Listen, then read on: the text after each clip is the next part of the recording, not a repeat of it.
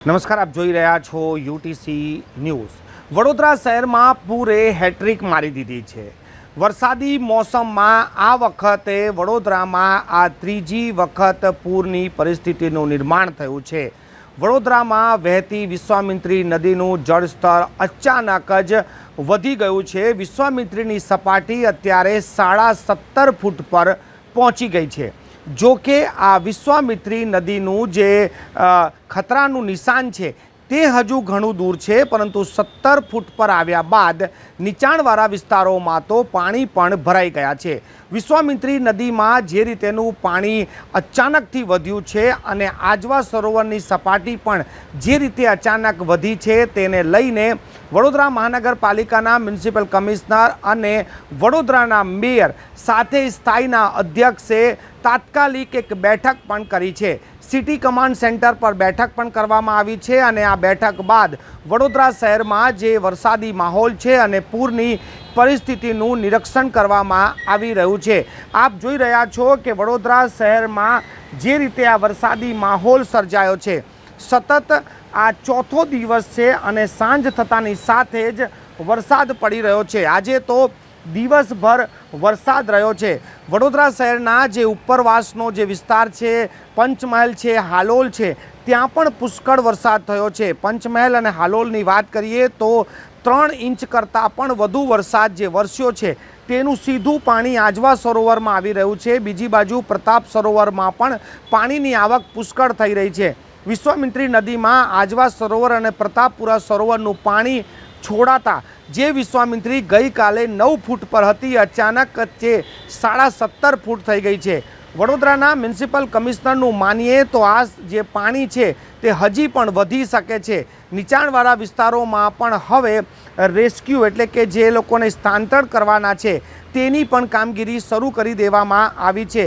City command centre પર હાલ જ થોડીવાર પહેલાં જ જે બેઠક થઈ હતી ને આ બેઠક બાદ વડોદરાના મ્યુનિસિપલ કમિશનર દિલીપ રાણાએ શું જણાવ્યું છે મીડિયાને, આપ પણ સાંભળો। છેલ્લા જે 4-5 દિવસથી વરસાદ આવે છે, ગઈકાલે રાત્રે પણ 2 ઇંચ જેટલો એવરેજ વરસાદ પડ્યો। આજવા ડેમ, હાલોલ એ બધામાં પણ 3 ઇંચથી પણ વધારે વરસાદ પડ્યો છે।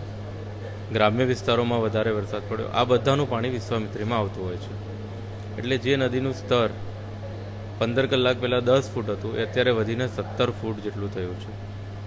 અમારો આજવા ડેમ અત્યારે રૂલ લેવલ 213 છે, અત્યારે 212.25 છે, બંધ છે। પ્રતાપપુરા ડેમ ખુલ્લો છે કારણ કે રૂલ લેવલથી ઉપર હતો એટલે એને ખોલેલો છે। આ બધા સમીકરણોને કારણે વિશ્વામિત્રીનું જળસ્તર છેલ્લા 15 કલાકમાં ખૂબ જ ઝડપથી વધ્યું છે। કદાચ હવે સ્ટેબિલાઇઝ થશે, પણ આ સ્ટેબિલાઇઝ થવા માટે વરસાદ ખૂબ જ અગત્યની ભૂમિકા ભજવે છે। હજી પણ અહીંયા અને પંચમહાલમાં ગાજવીજ સાથે વરસાદ જે કહીએ થંડરસ્ટ્રોમ એની સંભાવના આજે અને કાલે છે। જો એમાં 2-5 ઇંચ વરસાદ આવે તો કદાચ આનું સ્તર વધીને 24-25 ફૂટ જેટલું બી જઈ શકે છે। એટલે ઉલ્લેખનીય એ છે કે જે નદીની આજુબાજુના લો લાઇંગ એરિયા છે ખાસ કરીને એને અસર કરશે। એટલે બીજા લોકોએ અત્યારે કોઈ ગભરાવાની જરૂર નથી, કોઈ અફવામાં આવવાની જરૂર નથી, પણ જે લો લાઇંગ એરિયાના લોકો છે એમને થોડુંક સતર્ક, થોડુંક એલર્ટ રહેવાની જરૂર છે। જરૂર પડશે તો અમે શિફ્ટિંગ કરશું લો લાઇંગ એરિયામાંથી। એની માટેની થઈને અમે જે પેન્શનપુરા કે પછી કલ્યાણનગર કે જલારામનગર, પરશુરામ ભટ્ટા એ બધી જગ્યાએ અમે બસો એડવાન્સમાં મૂકી દઈએ છીએ। એડવાન્સમાં અમારા શેલ્ટર હાઉસીસ તૈયાર હશે, એટલે લોકોને જેમ બને એમ અમે વહેલા શિફ્ટ કરશું। અત્યારે જરૂર લાગતી નથી। જો વરસાદ નેક્સ્ટ 24 અવર્સમાં ઓછો પડશે તો ઓટોમેટિક પરિસ્થિતિ થાળે પડશે, પરંતુ અત્યારે નદીનું સ્તર જોતાં એક આગવી વ્યવસ્થાના ભાગરૂપે એક મિટિંગ થઈ હતી, તેમાં મેયર સાહેબ, એમએલએસ બધા મોજૂદ હતા અહીંયા, અને અમે આગવી વ્યવસ્થા કરી રહ્યા છીએ। પુનઃ લોકોને કહું છું કે અત્યારે કમ્ફર્ટેબલ સ્થિતિ છે, બટ લો લાઇંગ એરિયાને થોડુંક એલર્ટની જરૂર છે, અને આમ કોઈ હેવી રેનફોલનો ફોરકાસ્ટ નથી। પુનઃ રિપીટ કરું છું, હેવી રેનફોલનો ફોરકાસ્ટ નથી, પણ ગાજવીજ સાથે જે વરસાદ પડે છે 1 ઇંચ, 2 ઇંચ, 3 ઇંચ જેવો, એના કારણે થઈને નદીનું સ્તર વધી રહ્યું છે અને એના કારણે થઈને અમે એલર્ટ આપી રહ્યા છીએ। નહીં, આજવામાં અત્યારે આપણી જોડે સ્કોપ છે 212.20 છે, એટલે 213 સુધી રૂલ લેવલ એનો 213 છે। તો જો કદાચ ઉપર વરસાદ પડે તો પણ અમે એને રોકવાની પરિસ્થિતિમાં જ છીએ. પરંતુ વિશ્વામિત્રીનું સ્તર એ ગ્રામ્ય વિસ્તાર જ્યાં આપણો કંટ્રોલ નથી ત્યાંથી સિટીમાં જો વરસાદ પડે તો ત્યાંથી જો પાણી આવે તો એનું સ્તર ઝડપથી વધી રહ્યું છે. એટલા માટે થઈને અમે આ એલર્ટ આપી રહ્યા છીએ. આપ જોઈ રહ્યા હતા કે દિલીપ રાણા જે વડોદરાના મ્યુનિસિપલ કમિશનર છે તેમણે સ્પષ્ટ કહી દીધું છે કે ઉપરવાસમાંથી જે પાણી છે તે જો આવી રીતે આવતું રહેશે તો વિશ્વામિત્રીની સપાટી વધી શકે છે અને એની ચિંતા અત્યારથી જ પ્રશાસનને થઈ ગઈ છે. આજની આ બેઠક બાદ સ્થાયીના અધ્યક્ષ ડૉક્ટર શીતલ મિસ્ત્રીએ પણ મીડિયા સાથે આ પૂરની પરિસ્થિતિ વિશે ચર્ચા કરી છે. સાંભળો શું કહી રહ્યા છે વડોદરા મહાનગરપાલિકાના સ્થાયીના અધ્યક્ષ ડૉક્ટર શીતલ મિસ્ત્રી. છેલ્લા 36 કલાકમાં ઉપરવાસમાં લગભગ 3 ઇંચ જેટલો વરસાદ અને વડોદરા સિટી વિસ્તારમાં લગભગ 2 ઇંચ જેટલો વરસાદ વરસ્યો છે. વિશ્વામિત્રી સપાટી 9.5 ફૂટથી 17.35 ફૂટ આવે છે. આજવાની સપાટી 211 ફૂટથી અત્યારે 212.25 ફૂટ છે અને પ્રતાપપુરાના દરવાજા ખુલ્લા છે. અત્યારે પ્રતાપપુરાની સપાટી લગભગ 225.25 ફૂટની આસપાસ છે. આજે વીજળીના કડાકા ભડાકા સાથે ગાજવીજ સાથેના વરસાદની આગાહી છે.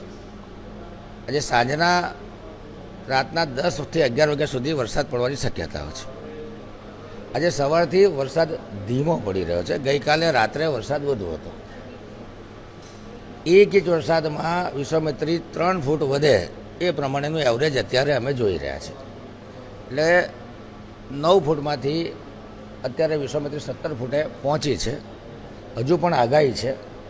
એટલે તંત્ર આગોતરા આયોજન માટે તંત્ર સજ્જ રહે, કટિબદ્ધ રહે એ માટે આજે તમામ પદાધિકારી ધારાસભ્યો સાથે મિટિંગ રાખવામાં આવી હતી.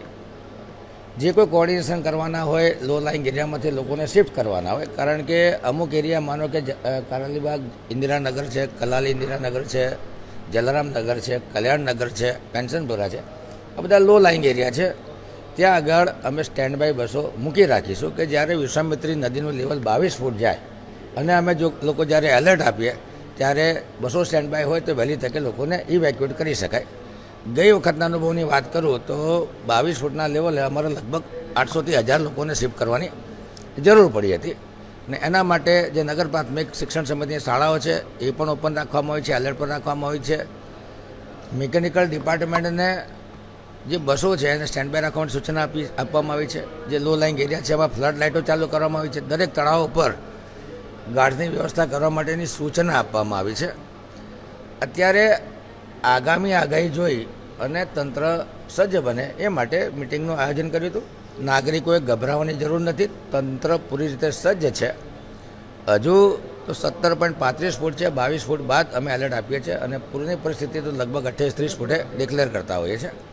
26 ફૂટે ફૂલ ફ્લેજ ઇવેક્યુએશન ચાલુ કરતા હોઈએ છીએ. પરંતુ કહેવાય કે ચેતો નર સદા સુખી. અત્યારે બીવાની જરૂર નથી, કોઈ અફવામાં આવવાની જરૂર નથી, પરંતુ પરિસ્થિતિ પર નજર રાખી અને ચેતતા રહેવાની જરૂર છે કે ગમે ત્યારે 3-4 ઇંચ વરસાદ પડે તો કદાચ રાતનો સમય હોય, મોડી રાતનો સમય હોય, જેથી કરીને આજે આપના માધ્યમથી તમામ નાગરિકોને કહે છે કે અત્યારે ભયજનક પરિસ્થિતિ નથી, ચિંતા કરવાની જરૂર નથી, પરંતુ વરસાદની પેટર્ન ઉપર ધ્યાન રાખવાની કે મીડિયા કે રેડિયો કે આજુબાજુમાં આપણા કોઈ મિત્ર મંડળ કે કોઈક આગળ પડતા લોકોને પૂછી અને કંઈ પણ ચિંતા જેવું લાગે તો તરત જાણકારી આપવી જોઈએ, જેથી કરીને તંત્ર પણ એલર્ટ રહે ને આપણે પણ એલર્ટ રહીએ આજુબાજુના રહીશો. એટલે બિલકુલ ભયજનક માહોલ નથી.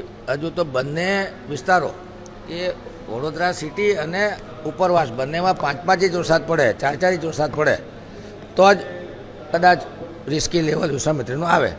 આશા રાખીએ કે વરસાદ ખૂબ ધીમો છે અને 2-2.5 ઇંચથી વધારે વરસાદ ન પડે તો કોઈ ચિંતા કરવાની જરૂર નથી. વડોદરા શહેરમાં આજથી 1 મહિના પહેલાં જ પૂર આવીને ગયું હતું.